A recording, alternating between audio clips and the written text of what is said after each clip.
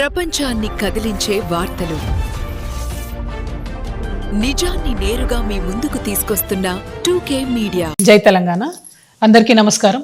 మొన్నటిదాకా మనం చూసినాం, రైతులు కళ్ళాలలో వడ్లు కొంటలేరని చాలా పెద్ద ఎత్తున ఇబ్బంది పడ్డటువంటి పరిస్థితి. మనందరం కూడా రైతులకు సహాయం చేద్దామని వడ్లు కొనాలని డిమాండ్ చేసినాం. అయినప్పటికీ దాదాపు 8 నుంచి 10 కిలోల వరకు తరుగు అంటే కడతా తీసుకుంటూ కూడా రైతుల్ని ఇబ్బంది పెట్టి నానా హింసలు పెట్టి చివరికి అక్కడిక్కడ వదిలేసి రాష్ట్ర ప్రభుత్వం రైతుల్ని తీవ్రంగా నిర్లక్ష్యం చేసినటువంటి పరిస్థితిని గమనించినాం. ఒక పక్క రైతులతో రక్త కన్నీరు పెట్టిస్తున్నటువంటి రేవంత్ రెడ్డి ప్రభుత్వం, ఇంకొక పక్క చిన్న రైస్ మిల్లర్స్ ఎవరైతే ఉంటారో, రైస్ మిల్లర్స్ ఎవరైతే ఉంటారో వారిని కూడా తీవ్రంగా ఇబ్బందులకు గురి చేస్తున్నటువంటి పరిస్థితి కనబడతా ఉన్నది.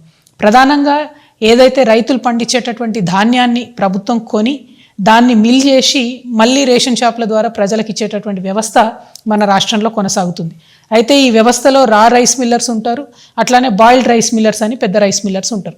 ఈ బాయిల్డ్ రైస్ మిల్లర్స్ అనేటోళ్ళు ఒక్కొక్క జిల్లాలో పెద్ద ఎత్తున రైస్ మిల్స్ పెట్టుకొని 100 కోట్ల రూపాయలతోని వ్యాపారం చేసేటటువంటి బడా వ్యాపారవేత్తలు ఉంటారు. వీళ్ళు సంవత్సరం పొడవునా కూడా అన్ని సీజన్స్లో కూడా వడ్లు కొంటూ ఉంటారు, వ్యాపారం చేస్తూ ఉంటారు.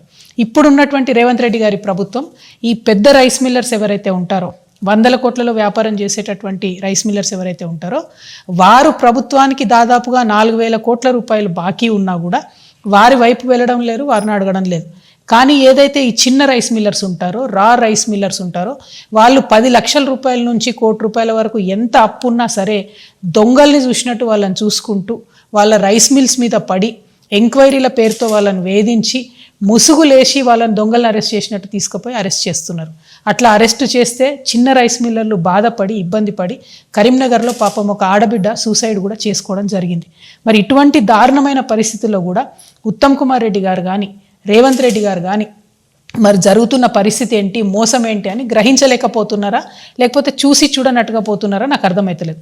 ఎందుకంటే ఇప్పుడు ఒక ఫ్రెష్ టెండర్ చూస్తున్నాం మనం. ఇది ఈ మధ్య కాలంలోనే టెండర్ చేయడం జరిగింది. ఇదేంది అంటే కేసీఆర్ గారి ప్రభుత్వం దిగిపోయేటటువంటి సమయంలో గోడౌన్లో ఏదైతే 1,40,000 టన్నుల దొడ్డు బియ్యం ఉన్నదో దానికోసం టెండర్ వేయడం జరిగింది. ఇంతకుముందు ప్రభుత్వం ఉన్నప్పుడు 48 రూపాయలతోని మన ఫిలిప్పీన్స్కు ఆనాడు టెండర్ వేసి అంతకుముందు ఉన్న రైస్ అమ్మిరు. ఇప్పుడున్న ఈ 1,40,000 టన్నుల రైస్ని 21 రూపాయల 70 పైసలకు మాత్రమే టెండర్ తీయడం జరిగింది. టెండర్ డాక్యుమెంట్ చూస్తే ఇంట్లో 24 రూపాయలు అని ఉన్నది. కానీ మళ్ళా కూర్చొని ప్రైవేట్గా దాన్ని మేనేజ్ చేసి 21 రూపీస్ 70 పైసాకి ఒక కరీంనగర్కి సంబంధించినటువంటి పెద్ద రైస్ మిల్లర్ ఏదైతే 100 కోట్లకు పడగలెత్తున్నారో అటువంటి ఒక రైస్ మిల్లర్కి టెండర్ అప్పచెప్పడం జరిగింది. సరే, దీనికి వ్యతిరేకంగా చిన్న రైస్ మిల్లర్స్, ఇతర మాలాంటి వాళ్ళు, కొంత కన్సర్న్ సిటిజన్స్ అంతా కోర్టుకు పోయినారు. ఇప్పుడు కోర్టులో ఈ వ్యవహారం పెండింగ్లో ఉన్నా కూడా 10,000 టన్నుల వరకు కూడా ధాన్యాన్ని ఆల్రెడీ లిఫ్ట్ చేయడం జరిగింది. మరి ఇది ఉత్తమ్ కుమార్ రెడ్డి గారికి తెలిసి జరుగుతుందా, తెలియక జరుగుతుందా? స్టీఫెన్ రవీంద్ర గారు ఆనాడు ఉస్మానియా యూనివర్సిటీలో పిల్లల్ని కర్రలతో కొట్టి ఇబ్బంది పెట్టినటువంటి ఒక IPS ఆఫీసర్ గారు ఇవాళ కమిషనర్గా ఉన్నారు PDSకి. ఆయనకు అర్థమయ్యే లోపలనే సంవత్సరం అయిపోయింది. ఈ సంవత్సర కాలం లోపల ఈ 1,40,000 టన్నులు గోడౌన్లో ఉంటే తీవ్రమైన నష్టం జరిగింది. దాదాపు 100 కోట్లు వాళ్ళు రైస్ మిల్లులకు వీటికి రెంట్లు కట్టడానికి సరిపోయింది. ఇంకొక 50 కోట్లు ఇంట్రెస్ట్కి పోయింది. అంటే ఈ 300 కోట్లతో ఈ రైస్ అమ్మితే కూడా మిగిలేదు ఏమీ లేదు ప్రభుత్వానికి. నేను ఇవాళ ప్రభుత్వాన్ని ఒకటే డిమాండ్ చేస్తా ఉన్నా, ఎవరైతే చిన్న rice millers, rice millers defaulters ఉన్నారో మీరు 21 రూపాయి 70 పైసలు వాళ్ళకే ఆఫర్ ఇవ్వండి. వాళ్ళే అప్పులు కడతారు కదా. వాళ్ళు ఇప్పుడు చచ్చిపోతూ ఉన్నారు కదా, ఆత్మహత్యలు చేసుకుంటున్నారు కదా, మొత్తం రైస్ మిల్లులు మూసుకుపోయే పరిస్థితి ఉంది కదా, వాళ్ళకు ఆఫర్ ఇవ్వండి. మీరు చిన్న వాళ్ళని వదిలిపెట్టి పెద్ద వాళ్ళని ఎందుకు ప్రొటెక్ట్ చేస్తున్నారు? ఇప్పుడు ఒక పెద్ద రైస్ మిల్లర్ నల్గొండకు సంబంధించిన ఆయన ఆల్రెడీ ఆయన 600-700 కోట్ల రూపాయలు ప్రభుత్వానికి బాకీ ఉన్నాడు. ఆయనకి ఇప్పుడు ఇంకో కొత్త రైస్ మిల్లుకి పర్మిషన్ ఇచ్చింది ప్రభుత్వం, వర్గాల్లో పర్మిషన్ ఇచ్చింది. ఆయనకు మళ్ళీ 300 కోట్ల రైస్ కూడా ఇచ్చింది. ఎట్లా ఇస్తారు మీరు? చిన్న రైస్ మిల్లర్స్ డిఫాల్టర్లు ఉన్న వాళ్ళకి ఇస్తున్నారా రైస్? ఫిజికల్ వెరిఫికేషన్ పేర్లతో వాళ్ళని వేధిస్తలేరా, సతాయిస్తలేరా? ఈ అంశాలన్నీ పక్కకు పెట్టి ప్రజలు గమనిస్తలేరు, ప్రతిపక్షాలు గమనిస్తలేరు అని మీరు అనుకుంటే తప్పు. BRS పార్టీలో హరీష్ రావు గారు కానీ KTR కానీ పెద్ద రైస్ మిల్లర్స్ అందరితో వాళ్ళు మిలాఖత్ అయి ఉన్నారు కాబట్టి వాళ్ళు మాట్లాడతలేరు. కానీ ఇవాళ ఈ రాష్ట్రంలో ఒక ఆల్టర్నేట్ శక్తిగా తెలంగాణ రక్షణ సేన వచ్చింది. మేము చిన్న వాళ్ళ తరఫునే ఉంటాం, చిన్న రైస్ మిల్లర్స్ తరఫునే మాట్లాడుతున్నాం, చాలా బలంగా చెప్తా ఉన్నాం. మీరు కనుక పెద్ద రైస్ మిల్లర్స్ దగ్గర ఏదైతే 4,000 కోట్ల రూపాయల బకాయిలు ఉన్నాయో వాటిని వసూలు చేయండి. చిన్న రైస్ మిల్లర్స్కు 1 టైం సెటిల్మెంట్ ఆఫర్ ఇవ్వండి. ఏదైతే 21.7 ఇస్తున్నారో, ఇంకేది ఇస్తున్నారో వాళ్ళని బతికించండి. చిన్న రైస్ మిల్లర్స్ చిన్న వాళ్ళకు ఉద్యోగాలు ఇస్తారు. ఊర్లలో కాపాడుకుంటారు, ప్రజల్ని రైతుల్ని కాపాడుకుంటారు, వీళ్ళ లెక్క మోసం చేయరు.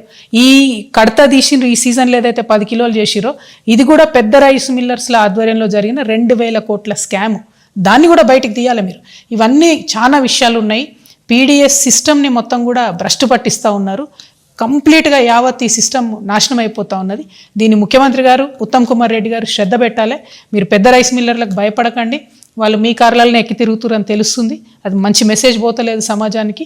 కాబట్టి ఖచ్చితంగా దీనికి ఒక పరిష్కారం కనుక్కోవాలని చెప్పి తెలంగాణ రక్షణ సేన ఆధ్వర్యంలో నేను డిమాండ్ చేస్తూ ఉన్నాను. పరిష్కారం చేయకపోతే ఈ పెద్ద రైస్ మిల్లర్లందరూ పేరున ఎక్కడుంటారో కూడా మాకు తెలుసు. ఎప్పుడంటే అప్పుడు పోదాం, టీఆర్ఎస్ వాళ్ళం వస్తాము, ప్రభుత్వ అధికారులు రండి. 4 సీజన్ల బియ్యం ఒక్కొక్కరి దగ్గర, 4 సీజన్ల వడ్లు ఒక్కొక్కరి దగ్గర ఉండాలి. లేదనుకోండి, లెక్కదేలు లేదనుకోండి, మరి వీళ్ళ మీద పెట్టే పీడీ యాక్ట్లు కేసులు వాళ్ళ మీద కూడా పెట్టండి. ఎందుకంటే 15 లక్షల టన్నుల ధాన్యం ఉండాల్సిన దగ్గర 5 లక్షల టన్నులు కూడా లేవని మీ కమిషనరే రిపోర్ట్ ఇచ్చిండు. మరి ఛాలెంజ్ చేస్తాను ఉత్తమ్ కుమార్ రెడ్డి గారు, మీరు మినిస్టర్ కదా, మీరు ఎటంటే అటు పోదాం, ఏ జిల్లా కంటే ఆ జిల్లాకు పోదాం, నేను వస్తా, మీరు కూడా రండి. వాళ్ళ దగ్గర కనుక ఆ వడ్లు దొరకకపోతే ఏదైతే చిన్న వాళ్ళ మీద, చిన్న రైస్ మిల్లర్స్ మీద కేసులు పెడుతున్నారో పెద్ద వాళ్ళ మీద కూడా పెట్టండి. ఒక దళితుడు అండి పాపం, ఆయన రైస్ మిల్ పెట్టుకున్నాడు, ఆయన మీద పీడీ యాక్ట్ పెట్టిరు. మరి మీకు ధైర్యం ఉంటే పెద్దోళ్ళ మీద పెట్టండి. మా నిజామాబాద్లో కూడా ఒక ఆయన ఉన్నాడు ఇట్లా పెద్ద మనిషి, ఎన్నో ఏళ్ళకెళ్ళి రైస్ మిల్ దాంట్లో ఉన్నాడు, ఆయన కూడా ఇదే మోసం చేస్తున్నాడు. సో ఈ పెద్ద రైస్ మిల్లర్ల దందాను ఇమీడియట్గా ప్రభుత్వం ఆపాలే. ఈ పీడిఎస్ రైస్ ఏదైతుందో ఇప్పటికన్నా మీరు ఫిలిపీన్స్ కమ్మండి, కనీసం అంతకో ఇంతకో ఇప్పుడు తుట్టిపోకుండా గవర్నమెంట్కి నష్టం రాకుండా ఉంటుంది. అల్టిమేట్గా ప్రజల సొమ్ము కాపాడబడాలి, ప్రజలకు మీరు మంచి రైస్ ఇవ్వాలని నేను కోరుతున్నాను. Thank you. జై తెలంగాణ.